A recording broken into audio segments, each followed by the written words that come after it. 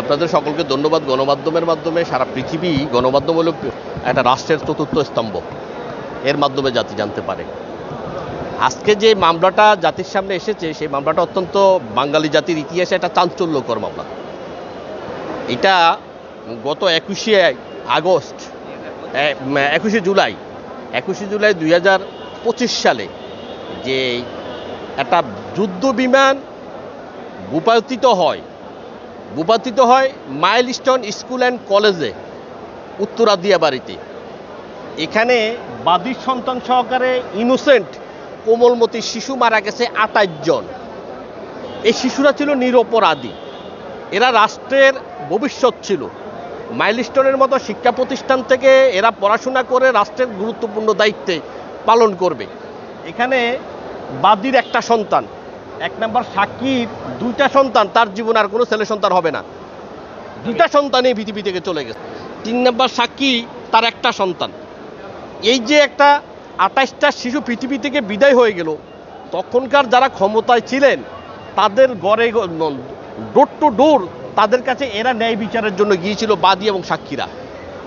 গত 18 মাসের before the ফেব্রুয়ারির পূর্বে যে গভর্নমেন্ট ছিল সেই গভর্নমেন্টের নেগলিজেন্স ছিল, যারা দায়িত্বপ্রাপ্ত ছিল। আমরা এই মামলাটা তাদের নেগলিজেন্স, রাষ্ট্রের দায়িত্ব থাকার পরে একটা যুদ্ধ বিমান কোথায় থেকে উদয়ন হবে, কোথায়, এখানে যেখানে 2 কোটি মানুষের বসবাস ঢাকা শহরে, এখানে একটা যুদ্ধ বিমান উদয়ন হতে পারে না। তাদের রিপোর্টে আসছে যে এইটা ত্রুটিজনিত ঘটনা। তো ত্রুটিজনিত what is this negligence matter. এই নেগলিজেন্সের দায়িত্ব নেবে কে? তুমি রাষ্ট্রের দায়িত্বে আছো, তুমি চিফ মার্শাল ইয়ার, তুমি জানো না তোমার এই বিমান যুদ্ধ বিমানটা এখান থেকে উদয়ন হবে, আর এটা গিয়ে একটা স্কুলে পড়বে, সেখানে নিরীহ শিশুরা, কোমলমতি শিশুরা মারা যাবে। শিশু সহকারে 35 জন মৃত্যুবরণ করেছে, 172 জন পঙ্গু হয়ে গেছে, যারা পৃথিবীতে যারা জীবনে তার মেরুদণ্ড সোজা হয়ে দাঁড়াতে পারবে না।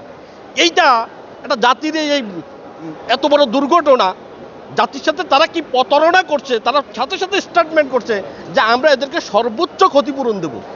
কিন্তু আজ পর্যন্ত এই বাদী এবং সাক্ষীদের সহকারে 35টা মৃত সন্তানের, 35টা মৃত ব্যক্তির, 28টা শিশু সহকারে 35 জনের মৃত পরিবারকে 5 পয়সাও তারা দেয় নাই, নাম্বার 1।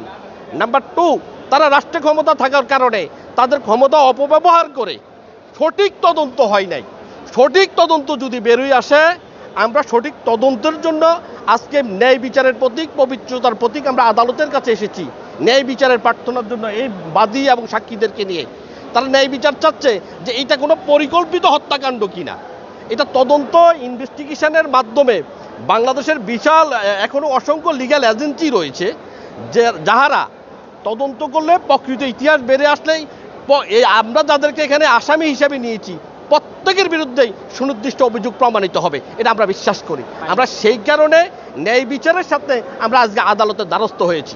আসামির সংখ্যা এখানে এয়ার মার্শাল যিনি চিফ বর্তমানে বিমান বাহিনীর, উনি আছেন।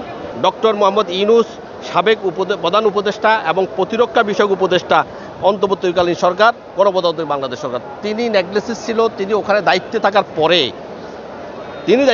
পরে এই বিমানটি, ত্রুটিজনিত বিমানটি কেন উদয়ন হলো, এই কারণে ওনার অধীনস্থ কর্মকর্তারা রয়েছেন এবং এই শিক্ষা প্রতিষ্ঠানের দায়িত্বপ্রাপ্ত উপদেষ্টা কর্নেল নুরনবী কর্নেল, তারপরে মোহাম্মদ জিয়াউল আলম ওই শিক্ষা প্রতিষ্ঠানের প্রিন্সিপাল, তার পরবর্তীতে মোহাম্মদ মাসুদ আলম ওই প্রতিষ্ঠানের প্রিন্সিপাল, রিফাত নবী স্কুল শাখার প্রিন্সিপাল, চেয়ারম্যান রাজধানী উন্নয়ন কর্তৃপক্ষ, তার নেগলিজেন্স এই প্রতিষ্ঠান ভবন নির্মাণের ত্রুটিছে, এটা রিপোর্টে আসছে, তদন্ত রিপোর্টে আসছে। ফিল্ড মার্শাল সুপারভাইজার যিনি উত্তরার দায়িত্বে আছেন ওই এলাকার, তো সে সিদ্দিক জুবায়ের শিক্ষা সচিব, শিক্ষা মন্ত্রণালয়ের অধীনে এই প্রতিষ্ঠানটি কীভাবে চললো অনৈতিকভাবে, সেই কারণে উনি আসেন। সচিব প্রতিরক্ষা মন্ত্রণালয়, যার আন্ডারে এই বিমান উদয়ন হয়, এবং তিনি জাতির সাথে একটা কমিটমেন্ট দিচ্ছেন যে এদেরকে আমরা সর্বোচ্চ ক্ষতিপূরণ দিব। তাকে 2টা সেকশানে নেওয়া হলো, 304 এবং 418-তে 2 সেকশানে